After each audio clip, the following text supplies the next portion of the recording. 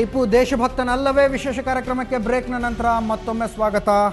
ಕೋ ಚನ್ನಬಸಪ್ಪನವರು ಅಪ್ರತಿಮ ದೇಶಭಕ್ತ ಟಿಪ್ಪು ಸುಲ್ತಾನ್ ಪುಸ್ತಕದ ಲೇಖಕರು ನಮ್ಮ ಜೊತೆ ದೂರವಾಣಿ ಸಂಪರ್ಕದಲ್ಲಿದ್ದಾರೆ. ಅದೇ ರೀತಿಯಾಗಿ ಬಿ ಅಶೋಕ್ ಕುಮಾರ್ ಕೂಡ ದೂರವಾಣಿ ಸಂಪರ್ಕದಲ್ಲಿದ್ದಾರೆ.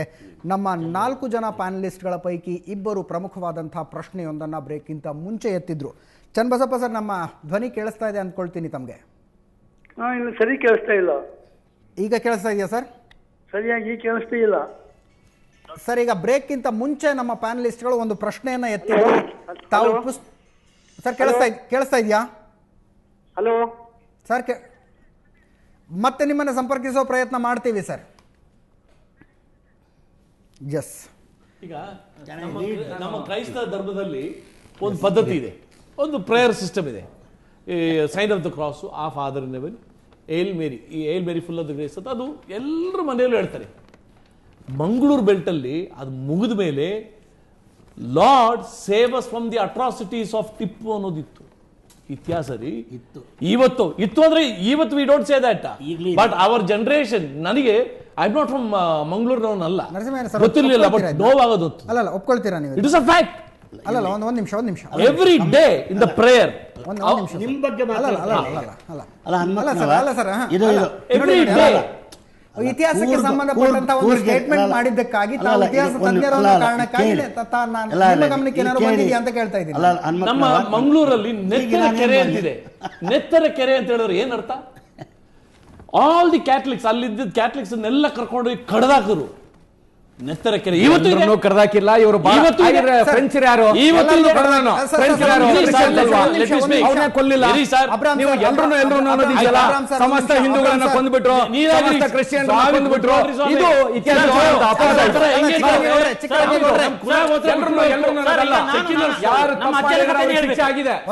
ಬಗ್ಗೆ ಮಾತಾಡಬೇಕು. ನಾನು ಅಜ್ಜನ ಕಥೆಯನ್ನು ಹೇಳ್ಬೇಕು ಸರ್. ಕೊಡಗಿನಲ್ಲಿ ಬಸಪ್ಪನವರು ದೂರವಾಣಿ ಸಂಪರ್ಕದಲ್ಲಿದ್ದಾರೆ, ಅವ್ರನ್ನ ಮಾತಾಡ್ಸ್ಕೊಂಡ್ಬಿಡ್ತೀನಿ. ಸರ್ ನಮಸ್ಕಾರ. ಹೇಳಿ ಸರ್, ನಮ್ಮ ಪ್ಯಾನಲಿಸ್ಟ್ಗಳ ಪೈಕಿ ಇಬ್ಬರು ಎತ್ತಿದಂತಹ ಪ್ರಮುಖವಾದ ಪ್ರಶ್ನೆ ಅಂದರೆ, ಅಪ್ರತಿಮ ದೇಶಭಕ್ತ ಟಿಪ್ಪು ಸುಲ್ತಾನ್ ಪುಸ್ತಕವನ್ನು ನೀವು ಚಿದಾನಂದ ಮೂರ್ತಗಳಿಗೆ ಉತ್ತರ ಕೊಡೋದಕ್ಕೆ ಅಂತ ಬರೆದ್ರಿ, ಮತ್ತು ಅವರು ತಾವು ಮಾಡಿದ ಆರೋಪದಲ್ಲಿ ಟಿಪ್ಪು ಸುಲ್ತಾನ್ ಕೊಡವರ ಮೇಲೆ ಅಪ್ರತಿಮ ದೌರ್ಜನ್ಯಗಳನ್ನು ಎಸಗಿದ ಅಂತ ಬರೆದಾಗ ನೀವು ಗೆಜೆಟ್ ಚಿದಾನಂದ ಮೂರ್ತಿಗಳು ಆರೋಪವನ್ನು ಈಗ ಹಾ ಸರ್, ಯಾರು ಉತ್ತರಲ್ಲ ಒಟ್ಟು ಮತ್ತೆ ಮಧ್ಯೆ ಮಾತಾಡ್ತಿರಲ್ಲ, ಏನಿದು ಎಕೋ ಆಗ್ತಾ ಇದೆಯಲ್ಲ? ಇಲ್ಲ ಸರ್, ಆಗ್ತಾ ಇದೆ. ಇಲ್ಲ, ಯಾರು ಮಾತಾಡ್ತಿಲ್ಲ. ನೀವು ಹೇಳಿ ಸರ್, ನೀವು ಹೇಳಿ. ಎಕೋ ಆಗ್ತಾ ಇದೆ. ಈಗ ಅವರೊಬ್ಬರು ಡಿಸ್ಕನೆಕ್ಟ್ ಆಗಿದೆ. ಎಸ್, ಮಂಗಳೂರಲ್ಲಿ ನೀಲಗಿರೀಸ್ ಚರ್ಚ್ ಅಂತಿದೆ, ಅದ್ರ ಎದುರುಗಡೆ ಒಂದು ಮಾಸ್ಕ್ ಇದೆ. ಆ ಮಾಸ್ಕ್ ಅಲ್ಲಿ ನಮ್ಮ ಚರ್ಚನ್ನು ಕಡಿಬಿಟ್ಟು ಆಗ ಸ್ಟೋನ್ಸ್ ಯೂಸ್ ಮಾಡಿದ್ದಾರೆ. ಇವತ್ತು ಇದೆ, ಇಟ್ ಇಸ್ ಫಿಸಿಕಲಿ ಇದೆ. ನೀವು ಮಾತಾಡ್ತಾ ಇದ್ದಾಗ ನೀವು ಒಂದು ಮಾತನ್ನ ಗಮನಿಸಲಿಲ್ಲ, ಎಲ್ಲ ಕ್ರಿಶ್ಚಿಯನ್ರನ್ನು ಕೊಲ್ಲಲಿಲ್ಲ ಅನ್ನುವಂತಹ ಮಾತನ್ನ ಚಿಕ್ಕರಾಗಿ please let me finish my question. ಇಡೀ ಹಿಂದೂ ಧರ್ಮವನ್ನ ನಾಶ ಮಾಡಿಲ್ಲ. ಒಂದೇ ನಿಮಿಷ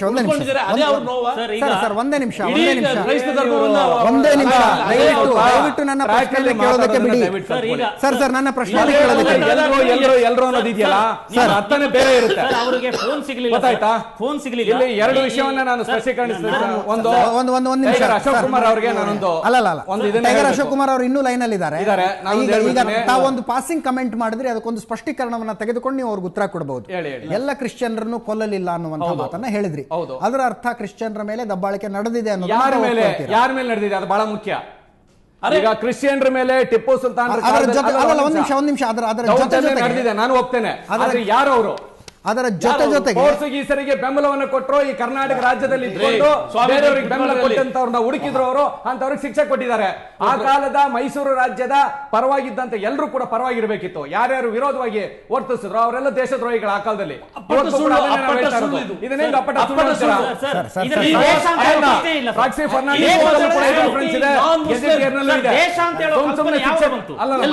ದೇಶ, ನೀವೇಗೆ ಕೊಡುವ ದೇಶ ಅಂತ ಹೇಳಿದ್ರೆ ಮೈಸೂರು ದೇಶ. ನೀವ್ ಹೇಳಿದ್ದೆ ಇತಿಹಾಸ. ಇಲ್ಲ, ನೀವ್ ಹೇಳಿದ್ದೆ ಇತಿಹಾಸ. ನಾಲ್ಕು ಜನ ಇದು ಮಾಡೋದು ಅದೇ ಇತಿಹಾಸ. ಅಲ್ಲಲ್ಲ, ಈಗ ಫ್ರೆಂಚ್ ಯಾರು? ಕ್ರಿಶ್ಚಿಯನ್ಸ್ ಇಲ್ಲ ಹಿಂದೂಗಳು? 4 ಜನ ಓದ್ಕೊಂಡವ್ರಿದ್ದೀರಿ. ಅದಲ್ಲ, ದಯವಿಟ್ಟು ಸರ್ ಸಣ್ಣ ಧ್ವನಿಯಿಂದ ಹೇಳಿದ್ರು ನಾವು ಅದಕ್ಕೆ ರೆಡಿ ಇದ್ದೀವಿ. ಮಾತಾಡ್ಲಿಕ್ಕೆ ಕೂಗಾಡೋದಾದ್ರೆ ದಯವಿಟ್ಟು ಕೂಗಾಡಕ್ಕೂ ರೆಡಿ ಅವಕಾಶ ಇದ್ದೀವಿ. ಕೊಡದ ಮೇಲೆ ಇನ್ನೊಂದು, ಮಾತಾಡಿ. ಇಲ್ಲಿ ಒಂದು ಸರ್, ವಿಷಯ. ಇದೊಂದು ಈಗ ನ್ಯೂಸ್ ನಾವು ಚಾನೆಲ್ನ ನೇರ ಪ್ರಸಾರದ ನಿಮಿಷ. ಕಾರ್ಯಕ್ರಮ ಸರ್, ಅಲ್ಲಲ್ಲ, ವಿಧಾನಸಭೆ ಯಾವುದೇ ಅಧಿವೇಶನ ಅಲ್ಲ. ವಿಷಯವನ್ನ- ದಯವಿಟ್ಟು ಚನ್ನಬಸಪ್ಪನವರು ದೂರವಾಣಿ ಸಂಪರ್ಕದಲ್ಲಿದ್ದಾರೆ. ಚನ್ನಬಸಪ್ಪನವರು ದೂರವಾಣಿ ಸಂಪರ್ಕದಲ್ಲಿದ್ದಾರೆ. ಸರ್ ನಮಸ್ಕಾರ. ಹಾಂ ಸರ್ ನಮಸ್ಕಾರ. ಸರ್, ಚಿದಾನಂದ ಮೂರ್ತಿಗಳು ಟಿಪ್ಪು ಸುಲ್ತಾನ್ ಕೊಡವರ ಮೇಲೆ ದೌರ್ಜನ್ಯಗಳನ್ನು ಎಸಗಿದ ಅನ್ನುವಂಥ ಆರೋಪವನ್ನ ಮಾಡಿದ್ರು. ಅದಕ್ಕೆ ತಾವು ಸ್ಪಷ್ಟೀಕರಣ ಕೊಡುವ ಸಂದರ್ಭದಲ್ಲಿ ಕೊಡವರು ಇಲ್ಲಿನವರೇ ಅಲ್ಲ ಅನ್ನುವಂಥ ಒಂದು ಪೇಲವ ಸಮರ್ಥನೆಯನ್ನ ಟಿಪ್ಪು ಸುಲ್ತಾನ್ನ ದಾಳಿಗಳಿಗೆ ಕೊಡ್ತಾ ಇದ್ದೀರಿ ಅನ್ನೋದು ಆರೋಪ. ಟಿಪ್ಪು ಸುಲ್ತಾನನ ಮೇಲೆ ಆಪಾದನೆಗಳು ಬಂದಿದ್ದೇನಿದೆಯಲ್ಲ ಅದು ಚರಿತ್ರೆಗೆ ಸಂಬಂಧಪಟ್ಟದ್ದು. ಕೇಳ್ತಾ ಇದೆ ನಾನು ಹೇಳೋದು? ಎಸ್, ಕೇಳಿಸ್ತಾ ಇದೆ, ಹೇಳಿ ಸರ್. ಕೇಳ್ತದೆ? ಕೇಳಿಸ್ತಾ ಇದೆ, ಹೇಳಿ ಸರ್. ಅಲ್ಲಿ ಈಗ ಸಮಸ್ಯೆ ಅಂತಂದ್ರೆ ಕೊಡವರು ಬೇರೆ ದೇಶದಿಂದ ಬಂದ್ರು, ಅವರಿಗೆ ಅಪಮಾನ ಆಗಿದೆ ಅಂತಕ್ಕಂಥದ್ದು ಒಂದು ಆರೋಪ. ಹೌದಾ ಇದು? ಹೌದು ಹೌದು. ಹೌದಾ? ಆ ಮಾತನ್ನು ನಾನು ಬರೆದದ್ದಲ್ಲ. 1965ರಲ್ಲಿ ಕೂರ್ಗ್ ಗೆಜೆಟಿಯರ್ ಪಬ್ಲಿಷ್ ಮಾಡಿದ್ದಾರೆ. ಆ ಕಂಪೈಲರ್ ಸತ್ಯಂ ಅಂತವರು ಅದನ್ನು ಕಂಪೈಲ್ ಮಾಡ್ಬೇಕಾದ್ರೆ 25-26 ಜನಗಳ ಅಡ್ವೈಸರಿ ಬಾಡಿ ಇತ್ತು. ಆ ಅಡ್ವೈಸರಿ ಬಾಡಿಯಲ್ಲಿ ಕೃಷ್ಣಯ್ಯ ಅನ್ನುವರು ಕೊಡಗಿನವರು ಇದ್ರಲ್ಲಿ. ಅವರ ಅಡ್ವೈಸ್ ತಕೊಂಡು 24 ಜನ ಕೂತು ಕಂಪೈಲ್ ಮಾಡಿದ್ದು. ಒಬ್ಬರು ಬರೆದಲ್ಲ, ನಾನು ಬರೆದದ್ದಲ್ಲ. ಎಸ್, ಚನ್ನಬಸಪ್ಪನವರೇ, ನಿಮ್ಮ ವಾದವನ್ನ ನಾನು ಒಪ್ಕೊಳ್ತೀನಿ. ನಿಮ್ಮ ಇಡೀ ಪುಸ್ತಕವನ್ನ ಓದುವ ಸಂದರ್ಭದಲ್ಲಿ ಪುಸ್ತಕ ತಡೀರಿ, ಸ್ವಲ್ಪ ತಡೀರಿ, ನಾನು ಹೇಳ ಕೇಳಿದ್ರೆ ಕೇಳ್ರಿ. ಹೇಳಿ ಸರ್, ಹೇಳಿ. ಅದೇ ಅದರಲ್ಲಿ ಕಂಪೈಲ್ ಮಾಡಿರ್ತಕ್ಕಂಥ ಗೆಜೆಟಿಯರ್ ನಲ್ಲಿ ಇರ್ತಕ್ಕಂಥ ಒಂದು ಚಾಪ್ಟರ್ ಅದು. ಓಕೆ. ಪೀಪಲ್ ಅಂತ ಒಂದಿದೆ. ಅದರಲ್ಲಿ ಅವರು ಬರೆದಿದ್ದಾರೆ, ಕೊಡವರು ಯಾವಾಗ ಆರ್ಯರಿಗಿಂತ ಮೊದಲೇ ಬಂದವರು, ಇಲ್ಲಿ ಆರ್ಯರಿಗಿಂತ ಮೊದಲು ಬಂದವರು. ಇತ್ತೀಚಿನ ಇದ್ರ ಪ್ರಕಾರ ಅವರು ಅಕ್ಷರಗಳನ್ನ ನೋಡಿದ್ರೆ ಆ ಮಹೇಂದ್ರ ಅಣ್ಣಪ್ಪ ಕಾಲಕ್ಕೆ ಬರ್ತದೆ ಅಂತ ಹೇಳ್ತಾರೆ. ಅವ್ರು ಹೇಳಿದ ಮಾತು ನಾನು ಬರೆದ ನಂದಲ್ಲ ಅದು. ಒಂದ್ ವೇಳೆ ಇದ್ರು ಕೂಡ ಏನ್ ತಪ್ಪಿದೆ ಅಂತ ಕೇಳ್ತೀನಿ. ಕೊಡವರದ್ದು ವಿಶಿಷ್ಟವಾದ ಅವರು ಬರೆದಿದ್ದಾರೆ. ಆದ್ರೆ ಅದೇ ಪುಸ್ತಕದಲ್ಲಿ ಅದೇ ಅನುವಾದದಲ್ಲಿ ಬರೆದಿದ್ದಾರೆ. ಅವರು ವಿಶಿಷ್ಟವಾದ ನಡವಳಿಕೆ ಇದೆ, ಜಾತಿ ಪದ್ಧತಿ ಇಲ್ಲ, ವರ್ಣಾಶ್ರಮ ಧರ್ಮ ಇಲ್ಲ, ಅವ್ರ ಮದುವೆ ಬೇರೆ, ಮುಂಜಿ ಬೇರೆ, ಇವೆಲ್ಲ ಬರೆದಿದ್ದಾರೆ. ಅವ್ರ ಬಗ್ಗೆ ಅಪಮಾನಕರವಾದ ಒಂದೇ ಒಂದು ಶಬ್ದ ಇಲ್ಲ. ಅದು ನನಗೆ ತಲೆಗೆ ಯಾಕೆ ಹಾಕ್ತೀರಿ? ಅದ್ರಾಗಿದ್ದ ಆ ಪುಸ್ತಕ ಅದ್ರ ಮೇಲೆ ಬರೆದಿದೆ. ಆದ ಕಾರಣದಿಂದ ಟಿಪ್ಪು ಏನ್ ಮಾಡಿದೆ ಅನ್ನೋದು ಅದು ಪುಸ್ತಕ ಬೇರೆ ಆದಿದೆ. ಅದು ಚರಿತ್ರೆ ಸಂಬಂಧಪಟ್ಟದ್ದು. ಸರ್ ಚನ್ನಬಸಪ್ಪ ಸರ್, ಈಗ ನಾನೊಂದು ಪ್ರಶ್ನೆ ಕೇಳ್ಬೋದಾ ಸರ್? ಕೇಳಿ, ಅಗತ್ಯವಾಗಿ. ತಮ್ಮ ಇಡೀ ಪುಸ್ತಕವನ್ನ ಓದದೆ ಆರಂಭದಲ್ಲಿ ಟಿಪ್ಪು ಸುಲ್ತಾನ್ ಸರ್ವಧರ್ಮ ಸಹಿಷ್ಣು ಅನ್ನುವಂತಹ ಮಾತುಗಳನ್ನು ಬರೀತೀರಿ. ನಂತರ GM ನರಸಿಂಹ ಗುಂಜಹಳ್ಳಿ ಸಂಶೋಧಕರು, department of mass communication and ಜರ್ನಲಿಸಂನವರು ಬರೆದಿರುವಂತಹ ಒಂದು ಲೇಖನವನ್ನ ಪ್ರಕಟಿಸಿದ್ದೀರಿ. ಅದರಲ್ಲಿ ಹುತಾತ್ಮ ಟಿಪ್ಪು ಸುಲ್ತಾನ್ನನ್ನ ನೆನೆಯುತ್ತಾ ಅನ್ನುವಂತಹ ಲೇಖನ ಇದೆ. ಅದರಲ್ಲಿ ಒಂದು ಮಾತು ಬರುತ್ತೆ, ಇಲ್ಲಿ ಈತನ ಶಿಕ್ಷೆಯಿಂದ ಮತಾಂತರಗೊಂಡವರು ಕೇವಲ 500 ಜನರು ಮಾತ್ರ ಅಂತ. ನೀವು ಕೊಡಗಿನ ವಿಷಯ ಬರೆಯುವಾಗ ಆ ವಿಷಯವನ್ನ ಬರೀತೀರಿ. ನಾನು ಬರೆದಿಲ್ಲ. ಅವರು ಬರೆದಿರೋದು. ಎಸ್, ತಾವು ಒಪ್ಪಿಕೊಂಡು ಪ್ರಕಟಿಸಿದಂತಹ ಲೇಖನ ಸರ್, ಅದು ತಮ್ಮ ಪುಸ್ತಕದ ಒಂದು ಭಾಗ. ಅದು ನೋಡಿ, ಅದು ನಾನು ಬರೆದಿದ್ದಲ್ಲ, ಅವರು ಬರೆದಿದ್ದು, ಅವರ ಅಭಿಪ್ರಾಯ. ಅದು ನೀವು ಅದನ್ನ ಯಥಾವತ್ತಾಗಿ ಸ್ವೀಕರಿಸ್ತೀರೋ ಅಥವಾ ಇಲ್ವೋ ಸರ್? ಯಾವುದು? ನೀವು ಇವರ ಲೇಖನವನ್ನ ಒಪ್ಪಿಕೊಂಡ ಕಾರಣಕ್ಕಾಗಿ ನಿಮ್ಮ ಪುಸ್ತಕದ ಒಂದು ಭಾಗವನ್ನಾಗಿ ತೆಗೆದುಕೊಂಡ್ರು ಇಲ್ಲಿ ನೋಡಿ, 500 ಜನ, 500 ಅಂತಲ್ಲ, ಅದರಲ್ಲಿ ಮತಾಂತರ ಆಗಿದ್ದಿರಬಹುದು. ಆಗಿದ್ರೆ ಅದು ಮತಕ್ಕಾಗಿ ಮಾಡಿದ್ದಲ್ಲ. ಅವರು ಬ್ರಿಟಿಷ್ನವರ ಸಹಾಯ ಮಾಡಿದ್ರು. ಬ್ರಿಟಿಷ್ನವರ ವಿರುದ್ಧಕ್ಕಾಗಿ ಇವರು ಹೋರಾಟ ನಡೆಸಿದ ಟಿಪ್ಪು. ಅದು ಪಾಯಿಂಟ್. ಅದು ಅವನು ಅವ್ರ ಜಾತಿಯಿಂದ ಮಾಡಲಿಲ್ಲ. ಬ್ರಿಟಿಷ್ನವರಿಗೆ ಇವ್ರು ಸಹಾಯ ಮಾಡಿದ್ರು ಅಂತ ಮಾಡಿರ್ಬಹುದು. ಎಸ್, ಮಾಡಿರಬಹುದು. ಮತ್ತು ಅದಕ್ಕೆ ಕಾರಣ ರಾಜಕೀಯ ಕಾರಣ ಇಲ್ಲ. ಒಂದು ನಿಮಿಷ ನಾನು ಕೇಳ್ತೀನಿ. ಈಗ ಇಲ್ಲ ನೋಡಿ, 200 ವರ್ಷ ಆಗಿರೋದು. ಇವಾಗ ಅಲ್ಲಿ ಅಶೋಕ ಮಿಸ್ಟರ್ ಶ್ರೀಯುತ ಅಶೋಕರು ಮಾತಾಡ್ಬೇಕಾದ್ರೆ ಒಂದು ಮಾತು ಸರಿ ಸ್ಪಷ್ಟ ಕೇಳ್ತೀನಿ ನನಗೆ.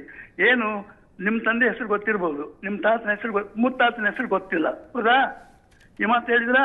Yes sir. ಹಿಂಗೆ 3 ತಲೆಮಾರುಗಳಲ್ಲಿ ತಾತನ ಹೆಸರೇ ಗೊತ್ತಿಲ್ಲ ಅಂತ ಇವ್ರು ಬದುಕಿರೋರು ಹೇಳ್ಬೇಕಾದ್ರೆ 200 ವರ್ಷದ ಕೆಳಗೆ ಏನಾಯ್ತು ಅಂದ್ರೆ ಏನ್ ಹೇಳ್ತಾರೆ ಇವರು? ಯಾರು ನೋಡಿದಿಲ್ಲ ಅದನ್ನ. 200 ವರ್ಷದಲ್ಲಿ ಅವ್ರು ಬರೆದ್ರು, ಇವ್ರು ಬರೆದ್ರು. ಅದು ಹೌದ್ರಿ, 1857ರಲ್ಲಿ ಸಿಪಾಯಿ ದಂಗೆ ಅಂತೇಳಿ ಬ್ರಿಟಿಷ್ನವ್ರು ಕರೆದ್ರು. ಅದೇ ಫ್ಯಾಕ್ಟ್ಸ್ನ, ಅದೇ ಸಂಘ ತಗೊಂಡು ಕಲ್ಕತ್ತಾದಲ್ಲಿ ಏನಾಯ್ತು, ಅಲಹಾಬಾದ್ನಲ್ಲಿ ಏನಾಯ್ತು, ಮೀರತ್ನಲ್ಲಿ ಏನಾಯ್ತು, ಡೆಲ್ಲಿನಲ್ಲಿ ಏನಾಯ್ತು, ಆಗ್ರಾದಲ್ಲಿ ಏನಾಯ್ತು. ಚನ್ನಬಸಪ್ಪ ಸರ್, ತಮಗಿಂತ ತುಂಬಾ ಚಿಕ್ಕವನು ಗೊತ್ತಿಲ್ಲದೆ ಒಂದು ಪ್ರಶ್ನೆನ ಕೇಳ್ತಾ ಇದ್ದೀನಿ, ಅರ್ಥ ಮಾಡ್ಕೊಳ್ಬೇಕು ಅನ್ನೋ ಉದ್ದೇಶದಿಂದ ಒಂದು ಪ್ರಶ್ನೆನ ಕೇಳ್ತಾ ಇದ್ದೀನಿ, ದಯವಿಟ್ಟು ಉತ್ತರ ಕೊಡಿ. ಅಲ್ಲ, ಈ ಮಾತು ಪೂರ್ತಿ ಕೇಳ್ರಿ. ಎಸ್, ಅವ್ರು ಅದೇ ಇವ್ರು ಸಿಪಾಯಿ ತಂಗಿ ಅಂತ ಇವ್ರು ಅಲ್ಲ, ಇತಿಹಾಸವನ್ನ ಯಾವಾಗ್ಲೂ ತಮ್ಮ ತಮ್ಮ ಅನುಕೂಲಗಳಿಗೆ ತಕ್ಕನಂತೆ ಅವರವರ ಮೂಗಿನ ನೇರಕ್ಕೆ ಜನ ನೋಡ್ತಾ ಬಂದಿದ್ದಾರೆ, ಇತಿಹಾಸಕಾರರು ನೋಡ್ತಾ ಬಂದಿದ್ದಾರೆ. ಆ ವಿಷಯದ ಬಗ್ಗೆ ಎರಡನೇ ಮಾತೇ ಇಲ್ಲ. ಅಲ್ಲಲ್ಲ, ಚರಿತ್ರೆ ಅನ್ನೋದೇನಂದ್ರೆ you study the historian before you study history ಅಂತ ಹೇಳ್ತಾನೆ. ಯಾರು ಆದ್ರೆ ತಮ್ಮ ಪುಸ್ತಕಕ್ಕೆ ಸಂಬಂಧಪಟ್ಟಂತೆ ತಿಳಿಯದೆ ಒಂದು ಪ್ರಶ್ನೆನ ಕೇಳ್ತಾ ಇದ್ದೀನಿ ಸರ್. ಆಗಿನ ಕಾಲದಲ್ಲಿ ಬ್ರಿಟಿಷ್ನವರು ಇಲ್ಲಿ ತಮ್ಮ ನೆಲೆ ಕಾಣಬೇಕಾಗಿತ್ತು, ಫ್ರೆಂಚ್ ನೋಡಿಸ್ಬೇಕಾಗಿತ್ತು, ಫ್ರೆಂಚ್ನ ಬ್ರಿಟಿಷ್ನವ್ರು ಇಲ್ಲಿ ಬಿಡಬಾರ್ದಂತಿತ್ತು. ಇವರು ಯಾವ ಸಹಾಯ ತಗೊಂಡ್ಬಿಟ್ರು, ಎಲ್ಲಾರು ವಿರೋಧ ಹೇಳ್ತಿರು. ನೈಜಾಮನ ಬ್ರಿಟಿಷ್ನವ್ರ ಪರವಾಗಾದ್ರು, ಮಹಾರಾಷ್ಟ್ರ ಅವ್ರ ಪರವಾಗಾದ್ರು. ಸರ್, ಈಗ ಸದ್ಯಕ್ಕೆ ನಮ್ಮ ಚರ್ಚೆಯನ್ನ ಮೈಸೂರು ಮತ್ತು ಕೊಡಗಿಗೆ ಸೀಮಿತವಾಗಿ ಮಾಡೋದಾದ್ರೆ ಪುಸ್ತಕಕ್ಕೆ ಸಂಬಂಧಪಟ್ಟಂತೆ ನಿಮ್ಗಿಂತ ತುಂಬಾ ಚಿಕ್ಕವನು ಗೊತ್ತಿಲ್ಲದೆ ಒಂದು ಪ್ರಶ್ನೆನ ಕೇಳ್ತಾ ಇದ್ದೀನಿ. ಟಿಪ್ಪು ಸುಲ್ತಾನ್ ಅಪ್ರತಿಮ ದೇಶಭಕ್ತ ಅಂತ ವಿವರಿಸುವ ಪುಸ್ತಕದಲ್ಲಿ ಕೊಡಗಿನವರ ಮೂಲದ ಬಗ್ಗೆ ಹಳೆ ಗೆಜೆಟ್ನ ಕಾಪಿ ಒಂದನ್ನ ಪ್ರಕಟಿಸುವ ಅವಶ್ಯಕತೆ ಏನಿತ್ತು ಅಂತ. ಅದೇ ಗೆಜೆಟ್ ಅಲ್ರಿ, ನೀವು ಅಂತ ಹೇಳ್ತೀರಲ್ಲ, ಅವ್ರಿಗೆ ಅಪಮಾನ ಮಾಡೋದೇಂಥದ್ದು ಅಲ್ಲ ಸರ್. ಅಲ್ಲಲ್ಲ, ಯಾಕೆ ಪಬ್ಲಿಷ್ ಮಾಡಿ ಗೊತ್ತೇನು? ಯಾಕೆ ಸರ್? ಇವರು ಕೊಡಗಿನಲ್ಲಿ 80,000 ಜನಗಳನ್ನ ಮುಸ್ಲಿಮಾನ್ ಮಾಡಿದ್ರು ಅಂದ್ರು. ಆಗಿನ 1787 1799 1800 ತನಕ ಇದ್ದ ಅವನು.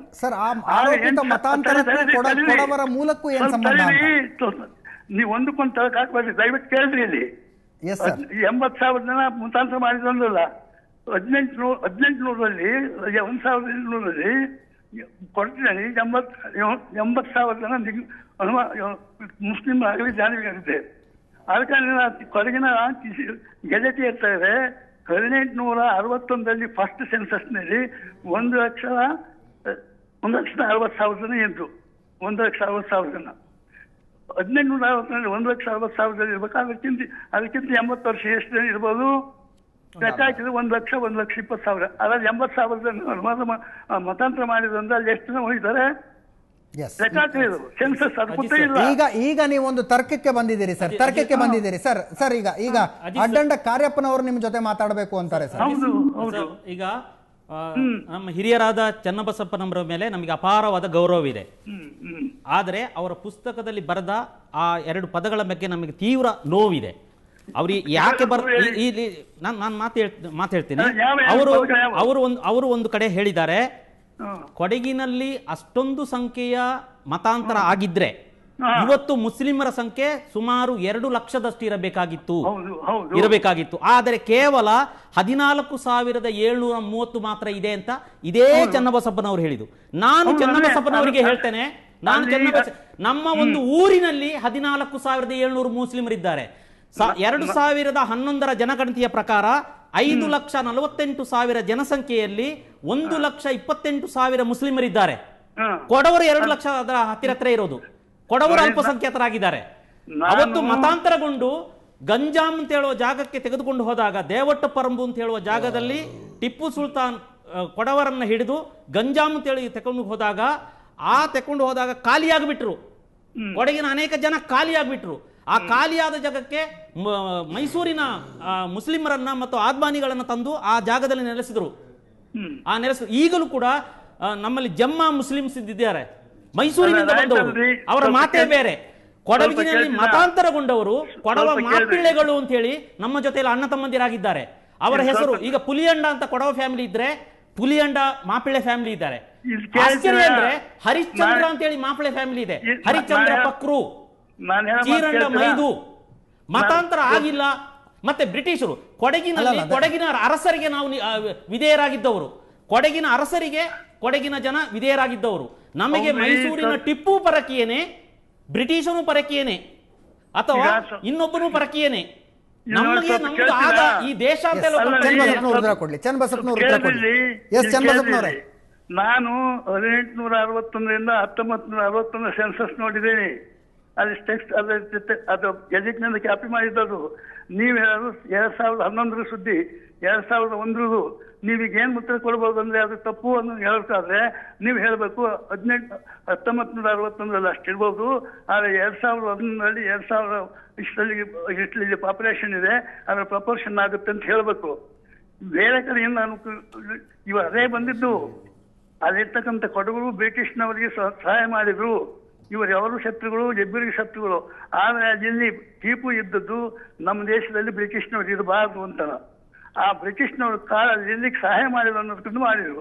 ಆದ್ರೆ ಮತಾಂತರ ಮಾಡೋದು ಜಾತಿಗಾಜಿನೇ ಮಾತ್ರ ಮಾಡಿಲ್ಲ, ರಾಜಕೀಯ ಕಾರಣಗಳಾಗಿ.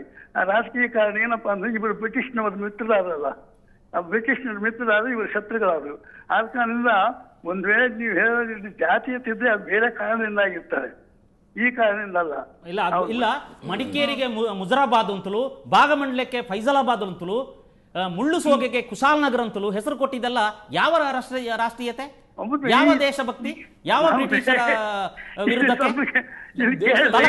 ನಮ್ಮ ಕೊಡವರ ನಂಬಿಕೆಯ ಜಾಗ ತಲಕಾವೇರಿ, ಕೊಡವರ ನಂಬಿಕೆಯ ಜಾಗ ಭಾಗಮಂಡಲ, ಅದಕ್ಕೆ ದಾಳಿ ಮಾಡಿದ್ರಲ್ಲ, ಅದಕ್ಕೆ ನಮ್ಮ ಪೂಜೆಯನ್ನು ನಿಲ್ಲಿಸಿದ್ರಲ್ಲ, ಅದು ಆಘಾತಕಾರಿ ಕೊಡವರಿಗೆ. ತಲಕಾವೇರಿಯಲ್ಲಿ ಇವತ್ತು ಕಾವೇರಿಯನ್ನ ನಮ್ಮ ನಂಬಿಕೆಯ ಶ್ರದ್ಧಾ ಕೇಂದ್ರ. ಅದು ನೀವು ದೇಶಭಕ್ತ ಅಂತ ಹೇಳಿದ್ರಿ. ನಮಗೆ ಕೊಡಗು ಒಂದು ದೇಶ, ನಮ್ಮ ಇಡೀ ದೇಶದ ಕಲ್ಪನೆ ಬಂದಿದ್ದು ಸಿಪಾಯಿ ಮ್ಯೂಟನಿಯಿಂದ 1857ರಿಂದ ಸ್ವಾತಂತ್ರ್ಯ ಹೋರಾಟ ಅಂತ ಹೇಳುವ ಕಲ್ಪನೆ ಬಂದದ್ದು. ಊರಿನ ಹೆಸರು ಬದಲಾವಣೆ ಮಾಡಿದ್ರು ಅಂತ ಅನ್ನೋದ್ರಿಂದಲೇ ಅವನ ದೇಶದ್ರೋಹಿ ಅಂತ ಹೇಳ್ತೀರಾ? ಬರೀ ಅಷ್ಟಲ್ಲ, ವಿಜಯವಾಡ ಅಂತ ಕರೆದ್ರು, ಮದ್ರಾಸ್ ಅಂತ ಕರೆದ್ರು. ಇಲ್ಲಿ ನಮ್ಮಲ್ಲಿ ಹಾಸ್ಪೆಟ್ ಅಂದ್ರು, ಗೂತಿ ಅಂದ್ರು, ಹೆಸರನ್ನು ಬದಲಾಯಿಸಿದ ದೇಶದ ದೋಷಿ ಅಂತ ಹೇಳ್ತೀರಾ? ಅವ್ರು ಮಾಡಿದ್ರಿಂದ ನಮಗೆ ಪ್ರೀತಿ. ಅದು ಚೆನ್ನೈ ಅಂತ ಕರಿಬೇಕು ಅಂತ. ಯಾಕಂತ ಚನ್ನಪ್ಪ ನಾಯಕ ವಿಜಯನಗರ ಸಾಮಂತನಾಗಿದ್ದಲ್ಲಿ. ಆದ್ರೆ ಚನ್ನಬಸಪ್ಪನವರೇ, ಊರ ಹೆಸರುಗಳು ಜಾತಿ ಸೂಚಕ, ಧರ್ಮ ಸೂಚಕ ಆದಾಗ ಬಹುಶಃ ಮೂಲ ನಿವಾಸಿಗಳಿಗೆ ಬೇಜಾರಾಗುತ್ತೆ. ನೋಡಿ, ಈಗ ಹೇಳಿ, ಈಗ ಹೈದರಾಬಾದ್ನಲ್ಲಿ ಮರಾಠವಾಡ ಮಾತ್ರ, ತೆಲಂಗಾಣದಲ್ಲಿ ಇರ್ತಕ್ಕಂಥ 10 ಜಿಲ್ಲೆಗಳಲ್ಲಿ 6 ಜಿಲ್ಲೆಗಳ ಹೆಸರು ಇದೆ. ಕರೀಂನಗರ್, ಮೆಹಬೂಬ್ ನಗರ್, ಇವನ್ನೆಲ್ಲ ಹೆಸರು ಇಟ್ಟಿದ್ದಾರೆ. ಆಗಿಟ್ಟಿದ್ರು ಅವರು. ಅಲ್ಲ, ಅದಕ್ಕೆಲ್ಲ ಕಾರಣಗಳು ಆಯಾ ಊರುಗಳನ್ನ, ಆಯಾ ಜಿಲ್ಲೆಗಳನ್ನ ಆಯಾ ಕಾಲದಲ್ಲಿ ಆಳಿದ ಜನರು. ಅದು ಸರಿ. ಇವಾಗ ನಮ್ಮಲ್ಲಿ ಕೃಷ್ಣರಾಜೇಂದ್ರ ಒಡೆಯರ್ ಅಂತ ಇಟ್ಕೊಂಡು ಇವಾಗ ಬಂದು ಬರೋರು ಹೆಸರುಗಳು ನಂಗೆ ಇಟ್ಟು ಅಂತ ಸರ್. ಚನ್ನಬಸಪ್ಪನವರೇ, ಅಲ್ಲ ಚನ್ನಬಸಪ್ಪನವರೇ, ತಾವು ಇಷ್ಟೊತ್ತು ಹೇಳಿದ ಮಾತುಗಳನ್ನ ಒಂದೇ ನಿಮಿಷ ಚನ್ನಬಸಪ್ಪನವರೇ, ತಾವು ಇಷ್ಟೊತ್ತು ಹೇಳಿದ ಮಾತಿನ ಸಾರಾಂಶವನ್ನ ನಾನು ಹೇಳ್ತೀನಿ, ದಯವಿಟ್ಟು ತಪ್ಪಿದ್ರೆ ತಿದ್ದಿ. ಟಿಪ್ಪು ಸುಲ್ತಾನ್ ಕೊಡಗಿನ ಮೇಲೆ ದಾಳಿ ಮಾಡಿದ್ದು ನಿಜ, ಅದಕ್ಕೆ ರಾಜಕೀಯ ಕಾರಣಗಳಿದ್ವು. ಕಾರಣ ಕೊಡವರು ಬ್ರಿಟಿಷರ ಜೊತೆ ಕೈ ಜೋಡಿಸಿದ್ದಾರೆ ಅನ್ನುವಂಥದ್ದು. ಒಂದ್ ನಿಮಿಷ ಸರ್, ಮುಗಿಸ್ತೀನಿ, ಒಂದ್ ನಿಮಿಷ. ಆತ ಕೊಡಗಿನಲ್ಲಿ ಮತಾಂತರ ಮಾಡಿದ್ರೂ ಮಾಡಿರಬಹುದು, ಅದಕ್ಕೂ ಕೂಡ ಕೊಡಗಿನಲ್ಲಿ ಆತ ಮತಾಂತರ ಮಾಡಿದ್ದರೂ ಮಾಡಿರಬಹುದು, ಅದಕ್ಕೆ ರಾಜಕೀಯ ಕಾರಣಗಳಿದ್ವು. ಅದಕ್ಕೆ ರಾಜಕೀಯ ಅಲ್ಲ. ಒಂದ್ ನಿಮಿಷ ಸರ್, ದಯವಿಟ್ಟು ನನ್ನ ಪ್ರಶ್ನೆಗಳನ್ನು ಮುಗಿಸ್ತೀನಿ.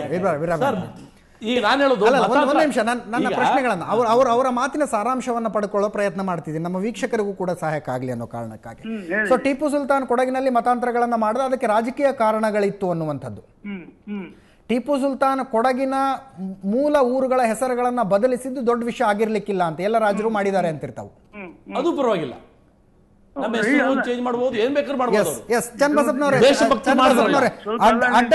ಅಡ್ಡಂಡ ಕಾರ್ಯಪ್ಪನವರು ಒಂದು ಮಾತನ್ನ ಹೇಳಿದ್ರು, ಬಹುಶಃ ತಾವು ಗಮನಿಸಿದ್ರೋ ಇಲ್ವೋ, ನಾವು ಕೊಡವರು ಆಗಿನ ಕಾಲದಲ್ಲಿ ಕೊಡಗಿನ ರಾಜರಿಗೆ ನಿಷ್ಠರಾಗಿದ್ದವರು, ನಮಗೆ ಬ್ರಿಟಿಷರು ಪರಕೀಯರೇ, ಟಿಪ್ಪು ಸುಲ್ತಾನನು ಪರಕೀಯನೇ.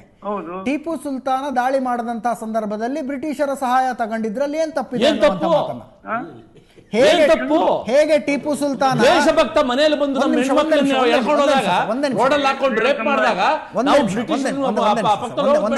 ನಿಮಿಷ ಇಬ್ರಾಹಿಂ ಸರ್, ಒಂದೇ ನಿಮಿಷ. ಸರಿ, ಈಗ ಟಿಪ್ಪು ಸುಲ್ತಾನ್ ಬ್ರಿಟಿಷರ ಟಿಪ್ಪು ಸುಲ್ತಾನ್ ಬ್ರಿಟಿಷರ ವಿರುದ್ಧ ಹೋರಾಡೋದಕ್ಕೆ ಸರ್, ಟಿಪ್ಪು ಸುಲ್ತಾನ್ ಬ್ರಿಟಿಷರ ವಿರುದ್ಧ, ಮರಾಠಿಗರ ವಿರುದ್ಧ ಹೋರಾಡೋದಕ್ಕೆ ಫ್ರೆಂಚರ ಸಹಾಯ ತಗೊಳ್ಳೋದು ಸರಿ ಅನ್ನೋದಾದ್ರೆ, ಕೊಡವರು ಟಿಪ್ಪು ಸುಲ್ತಾನ್ನ ವಿರುದ್ಧ ಹೋರಾಡೋದಕ್ಕೆ ಬ್ರಿಟಿಷರ ಸಹಾಯ ಕೇಳಿದ್ರಲ್ಲಿ ಏನ್ ತಪ್ಪು ಅನ್ನುವಂಥದ್ದು ಬೇಸಿಕಲಿ ನಮ್ಮ ಅಡ್ಡಂಡ ಕಾರ್ಯಪ್ಪನವ್ರ ಪ್ರಶ್ನೆ. ಈಗ ಸ್ವಲ್ಪ ಕೇಳಿ. ಎಸ್. ಈಗ ಕೇಳ್ತಾ ಇದ್ದೀರಾ ನೀವು ಅಥವಾ ನಿಮ್ ಮುಗಿತಾ? ಇಲ್ಲ ಕೇಳ್ತಾ ಇದೆ, ಹೇಳಿ ಸರ್. ನಿಮ್ ಮಾತು ಮುಗಿತಾ? ಇಲ್ಲ, ಮಾತಲ್ಲ ಸರ್, ಪ್ರಶ್ನೆ ಅದು. ಅದು ಪ್ರಶ್ನೆ ಇರ್ಲಿ. Yes. ಪ್ರಶ್ನೆ ಆದ್ರೂ ಕೂಡ ಮಾತಲ್ಲಿ ಇರ್ತದಲ್ರಿ, ನನಗೆ ಮಾತು ಹೇಳಕ್ ಬರ್ತೀರಾ ನೀವು? ಎಸ್ ಹೇಳಿ ಸರ್, ಹೇಳಿ ಸರ್. ಪ್ರಶ್ನೆ ಕೇಳಿದ್ರೆ ಮಾತಲ್ಲ. ಇಲ್ಲಿ ಸ್ವಲ್ಪ ಕೇಳಿ.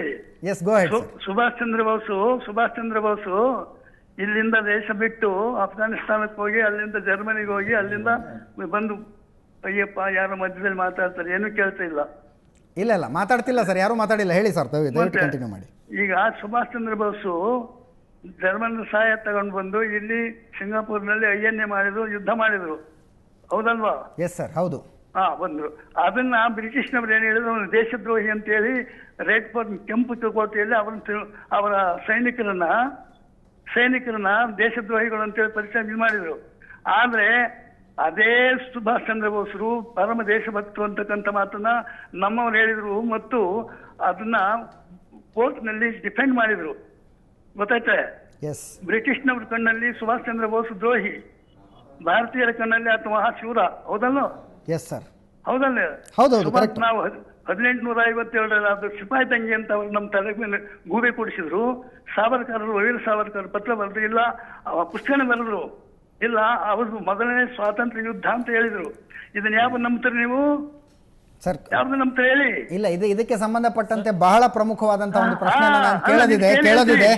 ಸರ್ ನೋಡಿ, ದಯವಿಟ್ಟು ಸರ್, ಚನ್ನಬಸಪ್ಪ ಸರ್, ದಯವಿಟ್ಟು ಬೇಜಾರು ಮಾಡ್ಕೋಬೇಡಿ, ಒಂದು 3 ನಿಮಿಷ ನಮ್ಮ ಜೊತೆ ಸರ್, 3 ನಿಮಿಷ ನಮ್ಮ ಜೊತೆ ದೂರವಾಣಿ ಸಂಪರ್ಕದಲ್ಲಿರಿ ಸರ್. ಇದಕ್ಕೆ ಸಂಬಂಧಪಟ್ಟಂತೆ ಒಂದು ಪ್ರಶ್ನೆ ನಾನು ಕೇಳೋದಿದೆ. ಬ್ರಿಟಿಷರು ಸುಭಾಷ್ ಚಂದ್ರ ಬೋಸರನ್ನ ನೋಡಿದ ಹಾಗೆ ನಾವು ಕೂಡ ಟಿಪ್ಪು ಸುಲ್ತಾನರನ್ನ ನೋಡಬೇಕಾ, ಕೊಡವರನ್ನ ನಾವು ನೋಡಬೇಕಾ ಅನ್ನುವಂಥದ್ದು. ಒಂದು ಸಣ್ಣ ಬ್ರೇಕ್ನ ನಂತರ ಆ ಚರ್ಚೆ ಮುಂದುವರಿಸ್ತೀನಿ.